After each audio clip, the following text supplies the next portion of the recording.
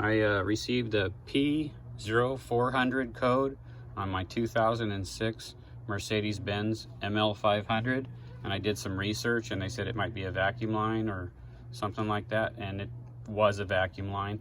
And the location of the vacuum line that was bad is under this piece of plastic. This plastic pops up in the front and then pulls towards you. So you can see that clip right there.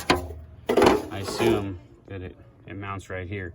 So you pull it up and then pull it forward because that slides in there. Okay, cool. So that's how you get the cover off. Then I inspected this hose and it was really brittle and cracked, and the car has 132,000 miles on it.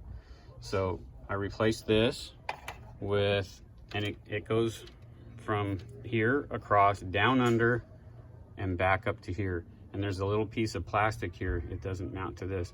See, I got it apart right now so you can see the yellow. I'm gonna push that back together and make sure it's tight and closed.